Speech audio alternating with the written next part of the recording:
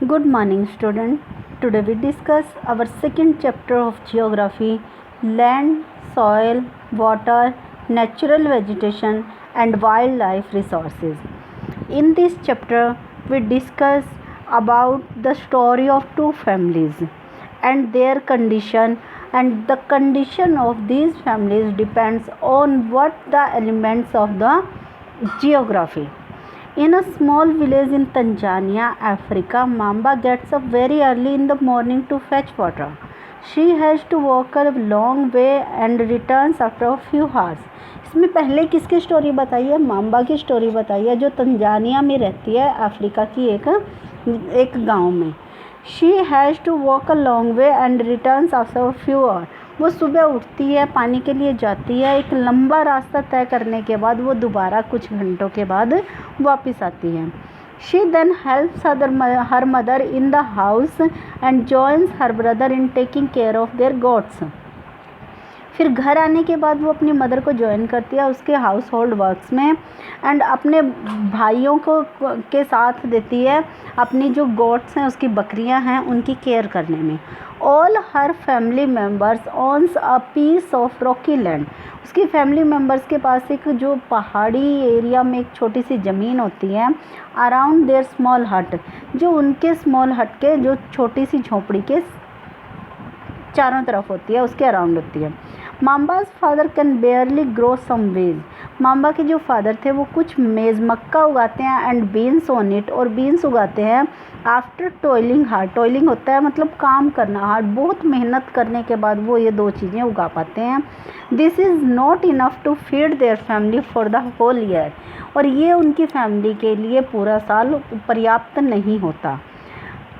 In our second story, Peter lives in the heart of sheep rearing region in New Zealand. दूसरी जो story है बेटा वो है पीटर की. पीटर क्या रहता है कहाँ पे? In the heart of ship rearing, जहाँ पे शिप मैंने जो भेड़ होती है उनका पालन किया जाता है, और उसको हार्ट ऑफ शिप बोला जाता है उस रीजन को जहाँ पे पीटर रहता है, न्यूजीलैंड में. Where his family runs a wool processing factory, जहाँ पे उसकी फैमिली जो है क्या करती है, एक वूल प्रोसेसिंग, ऊन बनाने की फैक्ट्री को चलाती है. Every day when he returns from school, जब वो रोज़ स्कूल से घर वापस आता है, Peter watches his uncle taking care of there ship. Peter देखता है अपने अंकल के साथ, अपने अंकल को देखता है taking care of there ship, और अपने अंकल के साथ वो अपनी जो शिप होती है, जो उसकी भेड़ें होती हैं, उनका क्या करता है, वो उनकी केयर करता है. Their shipyard is situated on a wide grassy plain. उनका जो वो भेड़े रखने का जो जगह है, यार्ड है, वो कहाँ पे है? Wide grassy plain. वो बहुत ही बड़े घास के मैदान में है. With hills in the far distance, जिससे थोड़ी सी दूरी पर हिल्स हैं. It is managed in a scientific way using the latest technology. इसको मैनेज किया हुआ है साइंटिफिक वे में, लेटेस्ट टेक्नोलॉजी उसमें यूज़ की हुई है उस यार्ड को बनाने में. Peter's family also grow vegetable through organic farming.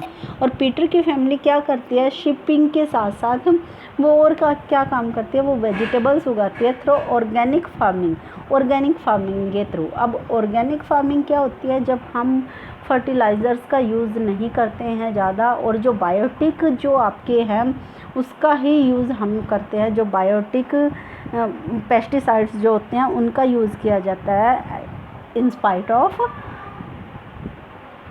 Fertilisers.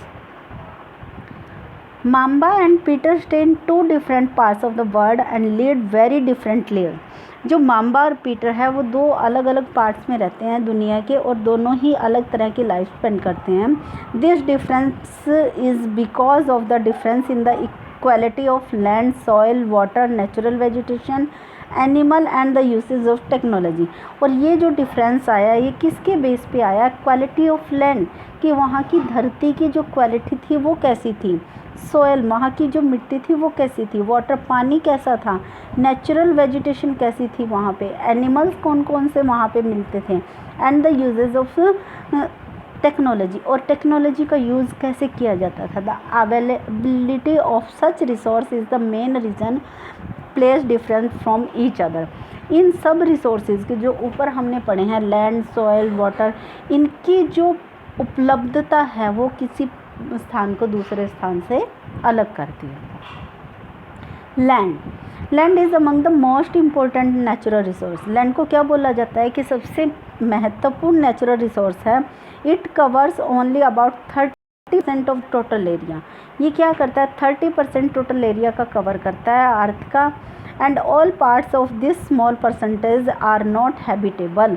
और जो ये पूरी की पूरी धरती का जो 100% में से जो 30% है वो पूरा का पूरा रहने योग्य नहीं है। The uneven distribution of population in different parts of the world is mainly due to varied characteristics of land and climate. ये जो डिस्ट्रीब्यूशन है पॉपुलेशन का, अनइवन डिस्ट्रीब्यूशन मतलब एक जैसा डिस्ट्रीब्यूशन नहीं है, अनइक्वल है। ये क्या करता है हमारे वर्ल्ड के, mainly due to varied characteristics. ये ज़मीन और जो हमारा मौसम है उसकी जो करैक्टरिस्टिक्स हैं उसमें भिन्नता होने की वजह से होता है। द रग्ड टोपोग्राफी, जो हमारी टोपोग्राफी है, रग्ड टोपोग्राफी मतलब जो हमारी ऐसी टोपोग्राफी जो सही नहीं है। स्टीप स्लोप्स ऑफ माउंटेन, और जो माउंटेन्स के स्लोप्स का स्टीप हो जाना। लो लेइंग एरियाज़, और ऐसा एरिया जो बिल्कुल ही धरती से जहाँ पे पानी की अवेलेबिलिटी कम है। Desert area, thick forested areas are normally specially populated and uninhabited. अब इसमें क्या बोला गया है कि जो डेजर्ट एरियाज़ हैं वो वहाँ पे जो पॉपुलेशन है वो कम मिलती है। In spite of plains and river valleys offer suitable land for agriculture.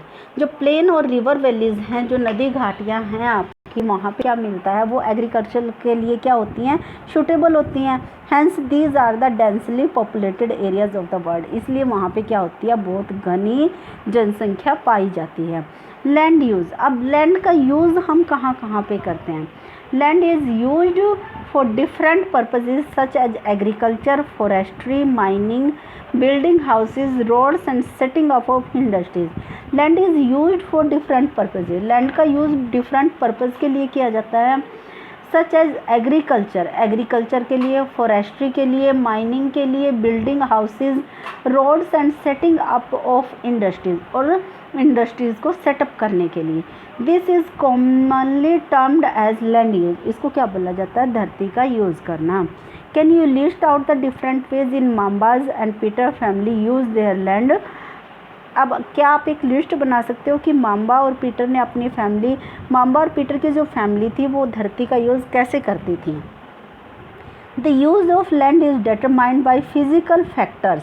देखिए जो धरती के जो यूज़ हैं, लैंड के जो यूज़ हैं, उनको हम फिज़िकल फैक्टर्स से डिटरमाइन कर सकते हैं, माप सकते हैं। सच एज अब फिज़िकल फैक्टर्स में आपके क्या आते हैं, टोपोग्राफी मतलब ऊंचाई किसी चीज़ की, सॉइल वहाँ की जो मिट्टी है, क्लाइमेट वहाँ का जो मौसम है, मिनरल्स वहाँ जो खनिज पदार्थ पाए जाते हैं, एंड अवेलेबिलिटी ऑफ वाटर, और वहाँ पे जो पानी मिलता है, किस मात्रा में पानी वहाँ पे अवेलेबल है, उसके अकॉर्डिंग हम क्या करते हैं, लैंड को डिटरमाइन करते हैं। Human factors such as population and technology are also important determinant of land use pattern. अब जो ह्यूमन फैक्टर्स हैं आपके, कि जनसंख्या कितनी है या टेक्नोलॉजी कैसी यूज़ की जा रही है, उनके अकॉर्डिंग भी हमें क्या किया जाता है, लैंड को डिटरमाइन किया जाता है।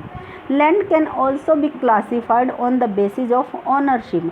लैंड को हम क्लासीफाइड कर सकते हैं on the basis of ownership. Ownership होती है कि हक जो होता है, अधिकार जो होता है, उसके बेस पे हम लैंड को क्लासीफाइड कर सकते हैं as private land and community land. एक होती है प्राइवेट लैंड जो एक पर्टिकुलर पर्सन की होती है, और कम्युनिटी लैंड जिस पे पूरी की पूरी कम्युनिटी का अधिकार होता है। Private land is owned by individual. Private land को इंडिविजुअल के द्वारा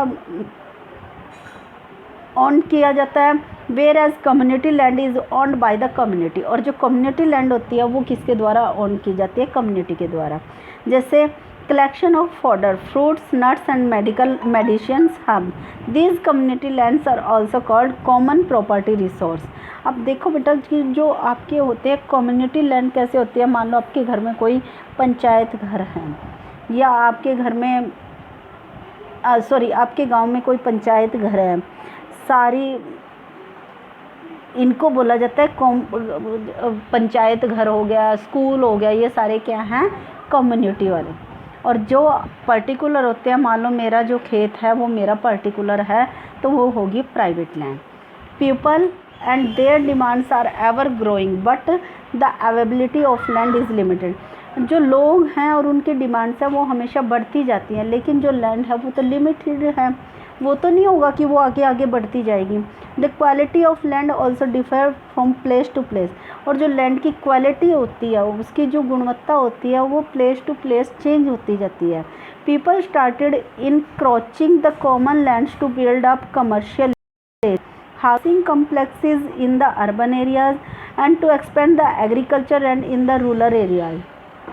अब इन्होंने देखो क्या बोला है कि जो कॉमन लैंड है उसको कमर्शियल एरियाज़ में, हाउसिंग कम्प्लेक्स में, और जो खेती के लिए है वो रूरल एरियाज़ में, ऐसे लैंड को उन्होंने डिवाइड कर रखा है। Today the vast changes in the land use pattern also reflect the culture changes in our society. Land degradation मतलब भूमि का कटाव हो जाना, लैंड स्लाइड्स भूमि का खिसक जाना, सॉयल इरोजन मिट्टी का बह जाना, डेजर्टिफिकेशन रेतीलापन आ जाना are the major threats to the environment. ये सारे के सारे इन्वायरमेंट के लिए बहुत ही बड़े खतरे हैं because of the extension of agriculture and construction activity. और ये सब होते किसकी वजह से हैं, जब हम खेती बहुत ज़्यादा बड़े पैमाने पर करते हैं और जो कंस्ट्रक्शन की एक्टिविटीज़ हैं उनको करते हैं, तब ये सारी चीज़ें हो जाती हैं जो हमारे इन्वायरमेंट के लिए क्या हैं, बहुत बड़ा थ्रेट है, एक बहुत बड़ा खतरा है।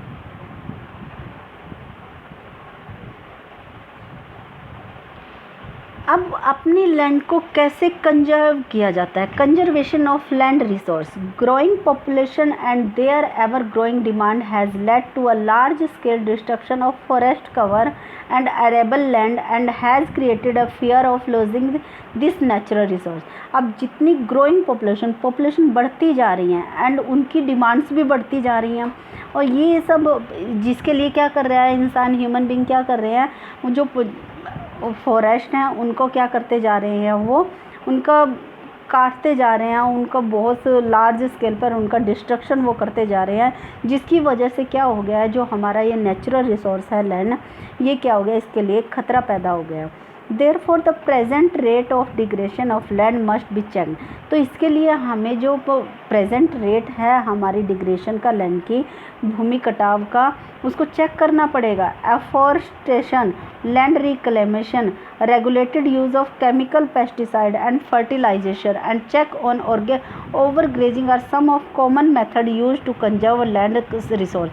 अब हमारा जो रिसोर्स है ये कंजर्व, इसके कम होने का क्या कारण है कि जो डिफॉरेस्टेशन के जंगल काटे जा रहे हैं, भूमि को क्या किया जा रहा है, बार बार उसका यूज़ किया जा रहा है, केमिकल पेस्टिसाइड्स का यूज़ किया जा रहा है, फर्टिलाइज़र्स का यूज़ किया जा रहा है, और ओवर ग्रेजिंग, जो चरागाहें हैं वो बहुत बढ़ा दी गई हैं, पशुओं का चरना, इससे क्या होती जा रही है, हमारी भूमि क्या होती जा रही है, कंजर्व होती जा रही है। ओके गाइस, आज हम इतना ही करेंगे, कल हम अपना सेकंड टॉपिक सॉइल जो है हमारा उसके ऊपर डिस्कस करेंगे। Have a nice